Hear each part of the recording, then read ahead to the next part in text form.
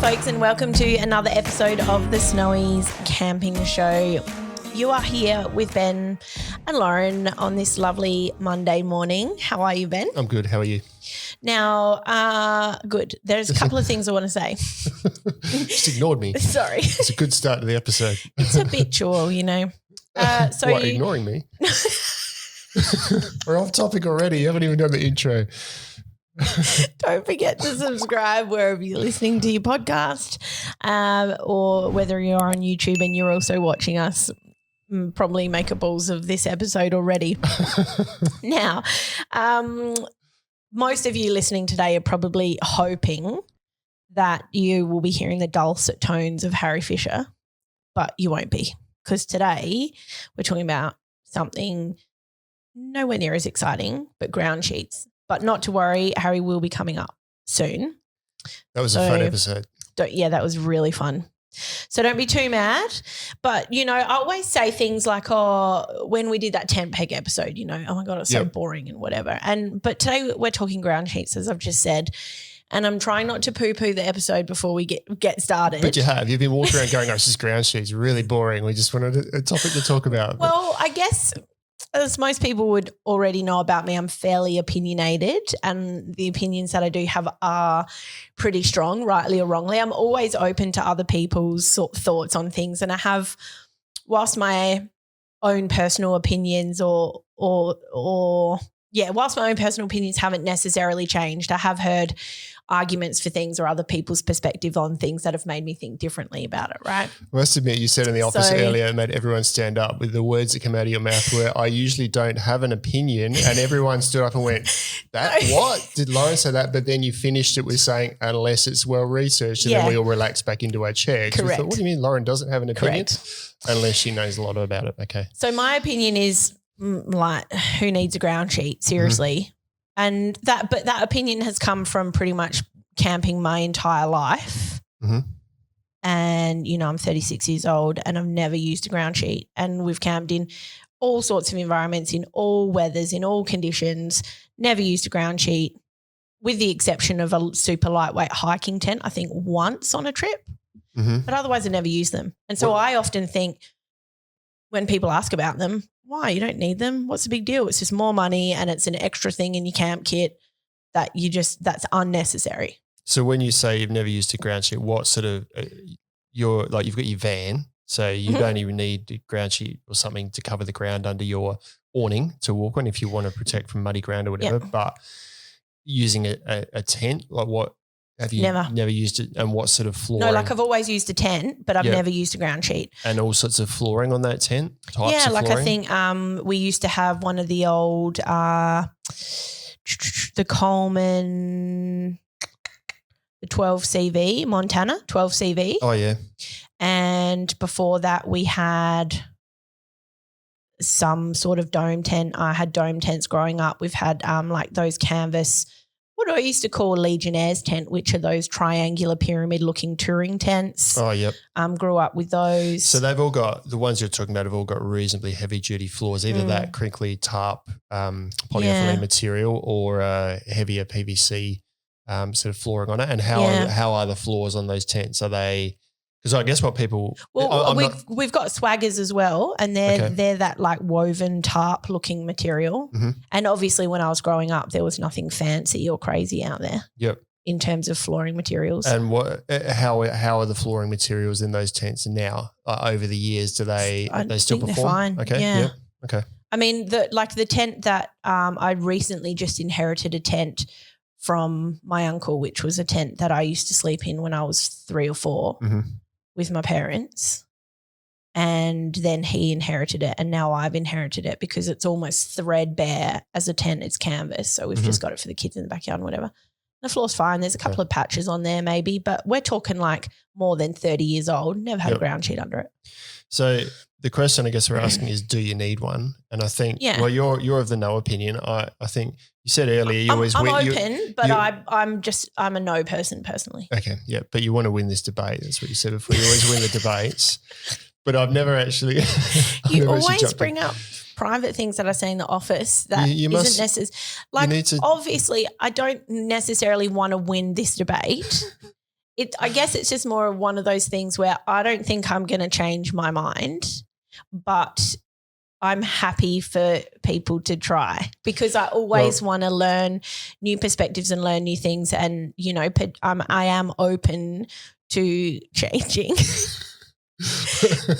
I've never gone in thinking I'm ever going to change your mind, but I'm happy to challenge it. But yeah, totally. But the question is, do you need one? I think we're, to be honest, I think we're probably both on the same wavelength here. I don't think you need one. Okay. I think there's a lot of use cases for it, and there's a lot of it depends. The primary thing is to protect the tent floor. So people spend quite a bit of money on some tents, and probably the bit that gets the most wear is the floor.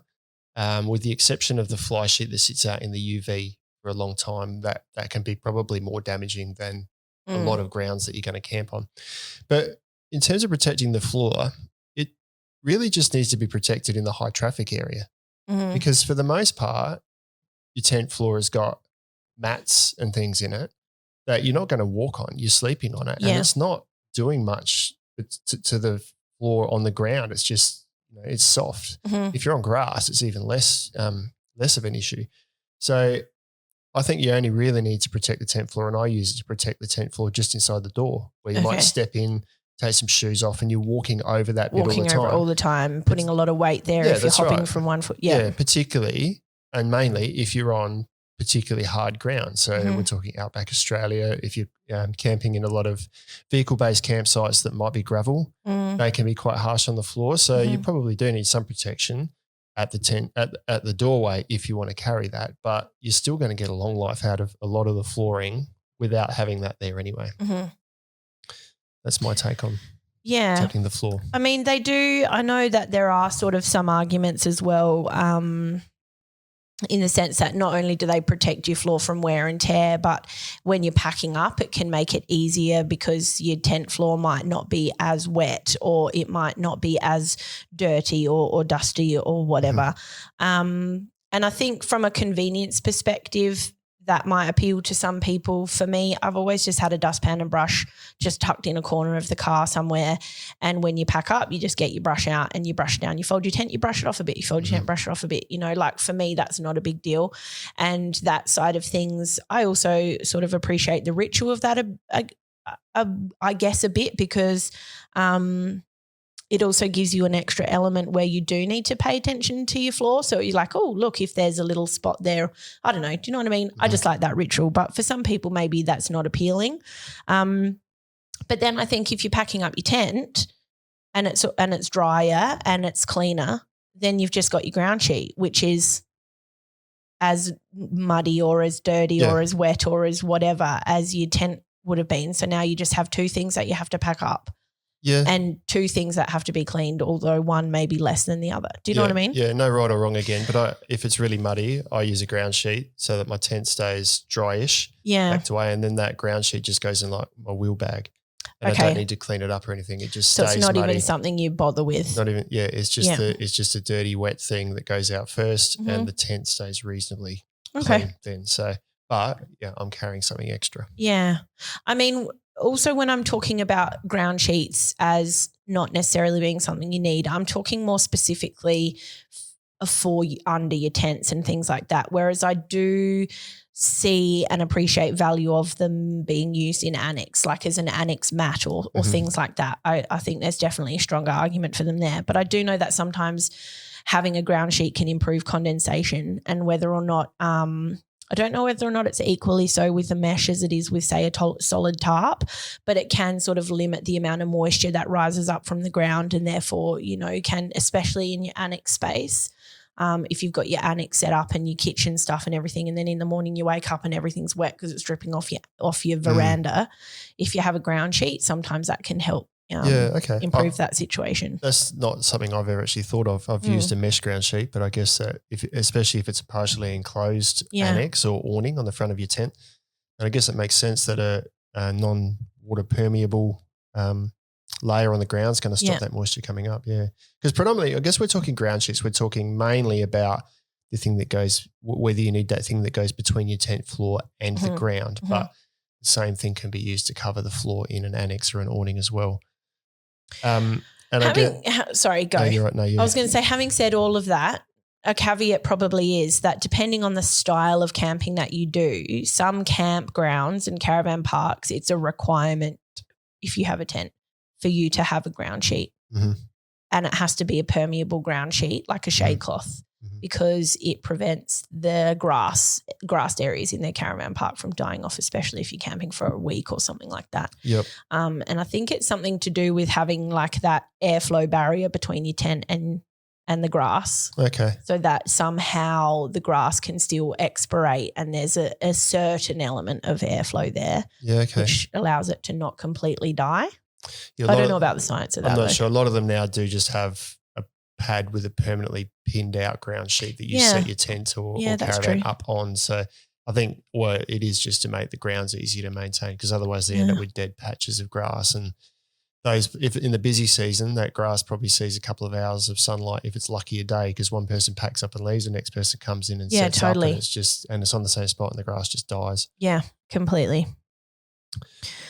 So good segue there into different types of ground sheet. You mentioned mesh. I quite like a mesh ground sheet, both for under the tent or the doorway of the tent, and then extends out into the awning. I have an Oz tent RV, and that has a ground sheet that goes right to the back. Do you have the RV specific ground sheet? I do, yeah. I don't think you need that. It's specific to the RV, but at the end of the day, it's a large rectangle of mesh ground sheet that's bound around the edges, looks nice, it's durable, does what it's supposed to do, but it's just cut to the same footprint as the tent. So it goes from the back edge of the tent to the front edge of the awning. Could achieve the same thing with, I could probably carry less, I suppose, if I got one that was, say, 2/3 that length, cover the doorway at the front, because we just have a little bit at the front that we step onto, and then it's just mats to the back of the tent. Yeah. So most of that ground sheet is sitting there not doing much, because it's a heavy-duty PVC floor. It's not going to increase the waterproofness of a PVC floor because it's already bomb-proof in terms of how waterproof it is anyway. So it's essentially extra fabric that, like you said earlier, I'm carrying that I probably don't need. So I really just need something to cover the awning, which I think was good because we went through dusty conditions, wet conditions and everything, and you put that down, it creates a dry space just outside your tent door. You're not stepping straight onto wet grass or dirt or anything. And, just to sneak under the door a little bit so that where we tread protects the floor a bit. Yeah. It's still a PVC floor, so it's going to get tons and tons of life out of that anyway. So, I like the mesh ones. So, you do have that mesh and shade cloth style, and you do you can use like solid tarps and stuff. And generally those ground sheets, whether it's a solid tarp or a mesh shade cloth style, will come in I'm just looking at you and like totally off topic here, but we had a bit of a party in the office earlier this morning for someone who's going on maternity leave. And Ben brought in a pack of tubes. Which I've never eaten before. Had tubes. There's 3 people here that have never had tubes. Anyway, and so he's like, if you eat these tubes, they'll make the top of your mouth feel a bit funny. And so I'm talking and I'm looking at Ben and I'm just like, the top of my mouth is feeling funny. Because I've never had a tube and I smashed them and they're delicious. Anyway. There's some left. I've got another bag in my car anyway. So, so those generic, and I'm wondering if it's making me talk funny too. I thought you were looking at me because I was looking confused, but I'm just thinking I think I started on one topic and finished on another in the last sentence I talked about. But maybe, but that's okay. Let's just reset and keep going. So they all come in various shapes and sizes, which is good because it gives you a couple of different options depending on what your actual setup is to determine what size you want. But then, like you've just mentioned for your RV tent, you can also get footprints, which are ground sheets, which are usually mesh. I don't think I've ever seen a solid footprint not for a hiking tent. I think all of the sort of for a camping tent, like for hiking tents are hiking tents are solid, aren't they? Solid usually for that supposedly increases the waterproofness of the tent, but that's with the caveat that it's fit properly and you don't get water seeping in between the ground sheet and the tent. So there's always a trade-off. But most camping ones are the mesh, and I think the benefit of that is for the most part dust and stuff falls through to the ground underneath and keeps the area reasonably clean and tidy. Whereas, and they're not as crinkly, like a solid tarp is quite crinkly to walk on. If you spill something on it, that stays there and you haven't kind of cleaned it up, whereas a mesh one's probably a bit easier to manage. If your kids spill their drink, it's just a wet patch and then it dries out and it's done with. Totally. But yeah, so those footprints usually will match the shape of your tent and will often also include any vestibule or annexed areas. And that can be quite beneficial. So I know the Black Wolf do their turbo ground sheets for all of their different tents. The Oztent RV do them that cover the RX as well. The Coleman tents do them as well. And obviously the Colemans don't have massive vestibule areas, but they do have on their footprints a tiny little sort of bit that covers just in front of the door, I think. Yeah, just enough to put your shoes on or step on before you go into the tent. Yeah. And so the benefit of those, as we're sort of moving on to the next bit of what size ground sheet you should get, the benefit of those footprints is that because they match the footprint of your entire tent space and awning space, you don't have to worry about where you're pegging your pegs or where you're pegging your guy ropes or whether or not, you know, a generic sized ground sheet is going to become a problem there. Yeah. So that is the advantage. Yeah, I think people do expect it to fit exactly. It's never quite exact that, you know, the peg points don't always line up with the tent and the ground sheet. But for the most part, yeah, you can just put it down. You don't even have to peg the ground sheet out. You put the tent on top because the tent holds it in place and you set the tent up as normal so you can't see it. The other benefit of that is it doesn't stick out the edge. So if you do get rain and you're using a solid ground sheet, when the solid ground sheet stick out the side, the rain runs down, it hits the ground sheet and can run under the tent. Yeah. If your tent's floor's you basically really waterproof, just have a little okay. pond underneath Otherwise, your you kind of tent. get this waterbed thing going on. So it's ideal to kind of have the ground sheet sort of to the edge or just tucked inside the edge a bit so you can't really see it. But so that's the benefit of the ones that are cut specific to the floor. But you can pay a lot of extra just to have it cut to the to the shape or the footprint of your tent. Yeah. And you can put the other ones we mentioned here, both the solid and the mesh, they come in all different shapes and sizes. And it's really – some of them are like $20. Yeah, they're cheap as. Yeah. And I swear I had to look through a heap of questions on some of this before this episode. And I reckon one of the most common questions we get for tents is what ground sheet what is size best. Ground sheet is best? And there's no there's no answer. The best is the footprint. Assuming you're happy just to have the footprint within the boundaries of the tent. But if you say, you know, I want to use the side of the tent, I want ground sheet out there as well. Correct. Then get 2 ground sheets, 1, 2, whatever, put them together so it covers the space you want to use inside and outside the tent. Yeah. If you don't want your annex to have a ground sheet on it, get one that's small enough just to go under the tent or the floor. There's no right or wrong there. There's no right or wrong, and I agree. I reckon the most common question that I get of anything is, what size ground sheet should I get? And my answer always is, depends what area you want covered. Yeah. And so it's like, I can't tell you what size ground sheet you want to get. And I want, and sometimes I think potentially people are going for a ground sheet because they've seen other people have them or they see it listed as a product online and they think that they need it. But I think if you're wanting to pick a ground sheet and you're wanting to know what size you get, ask yourself why you actually want it. Like, why do you want your ground sheet? Is it just to protect the floor of your tent? Then in which case, measure the floor of your tent or look at the specifications and find out the size of the floor of your tent. Get one as close as possible to that as you can. If you want it to cover some of your living area, think about how much space that you want of your living area covered and then go from there. So if you've got a gazebo in front of your tent, you want to cover the tent and the gazebo, get 1 or 2 long ones to cover all of that. That's right. And it's never going to probably match up exactly, but just have a think about where your bedding is, the bits you're not going to walk on, and just move the ground sheet out from underneath those spots because the tent floor isn't going to need the protection where you're just lying on a mat. I mean, the other thing is you might want your annex space covered and you want your tent covered, but you don't want this huge, big, giant ground sheet that covers, 20 meters square or whatever because your annex area is different to your footprint of your tent and what have you. Just get 2 smaller ones, just get one that will fit as close as possible to under your tent or swag or whatever, and then just get another one for your living space. There's no right or wrong way about it. It's just figuring out what sort of space that you want covered. You go. I was going to say also think about how you might use the ground sheet as a second for a second use for the ground sheet. If you want to create a shelter, like a tarp shelter to be under on a sunny day, or use it as a windbreak, then consider the size of the tarp you get to both go underneath or in your awning, but also in the instance of a shade shelter or a windbreak when you need it. So yeah, for sure, definitely.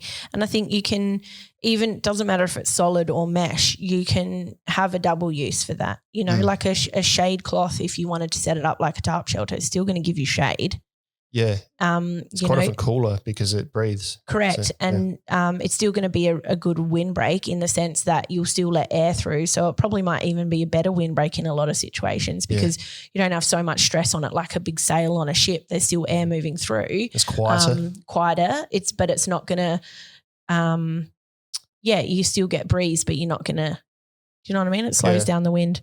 We did talk about some of those other options in some other episodes. We won't go into too much detail, but I think I noted down a few quick ones. Episode 8, wind and rain when camping. I think we talked about building wind shelters there. Episode 38, shelters for summer. And also episode 59, we went into tarp shelters, which are our most popular sort of options. So have a think about that too, because a tarp shelter is a really versatile thing. If you can double up with your ground sheet and your tarp shelter with one tarp or one mesh ground sheet, then it's 2 birds with 1 stone. For sure.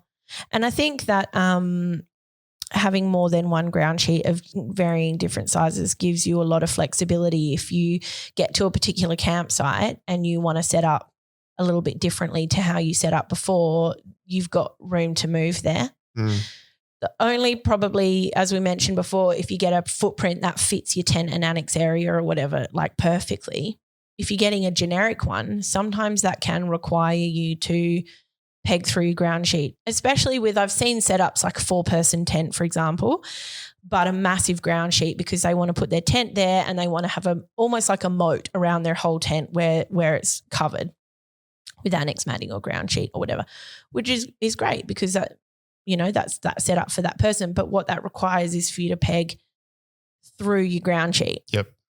And sometimes, depending on the kind of ground sheet you've got, it can damage it or it can deteriorate over time. So in those sorts of situations, I would probably consider getting a ground sheet that's bigger, but that ultimately means you're going to set it up in the same or a very similar way every time. And then you can just get eyelets, little eyelet rivet things, and where you know your peg point is, just put an eyelet in because that protects the material. It's going to stop it from degrading. You know where your pegs are going to be. It's going to help orient your tent, set it up, all that sort of jazz.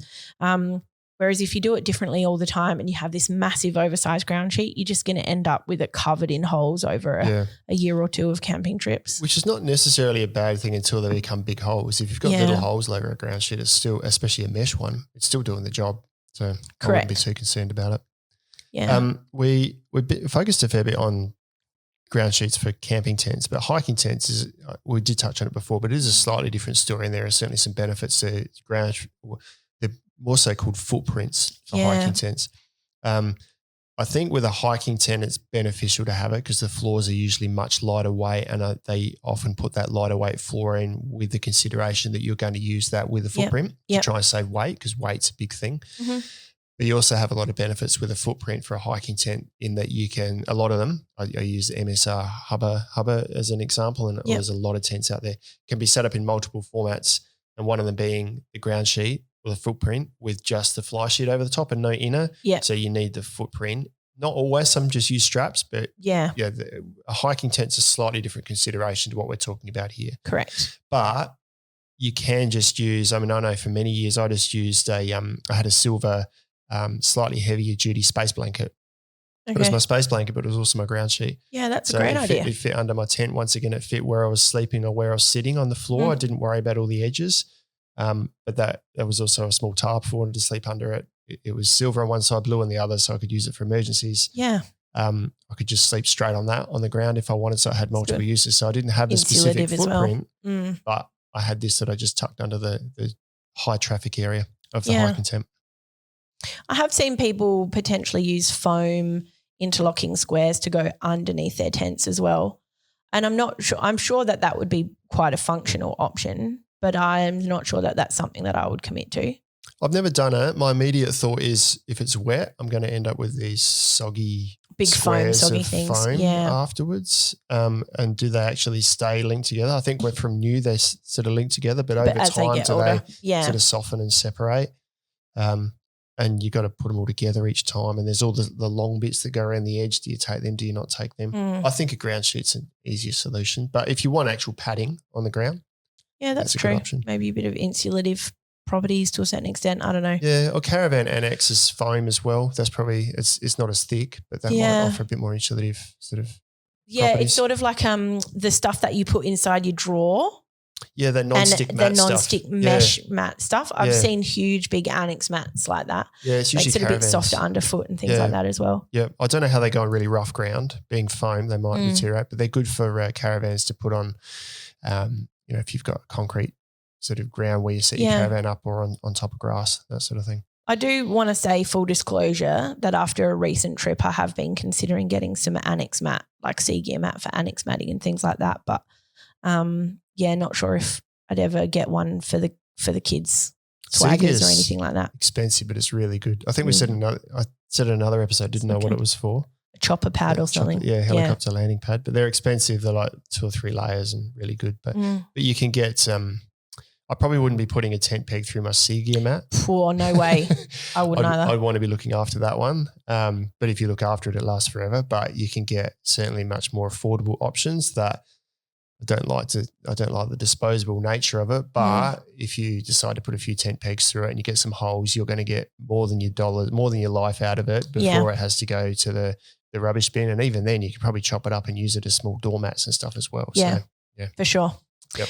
All right, I think we've talked about ground sheets for long enough there. It'd be good to know if you're a ground sheet user or not, and if you have any of your own sort of tips and tricks or ways that you use your ground sheets, or even just, if you're a swag camper, what size ground sheet you have if you use one, if you're a tent camper.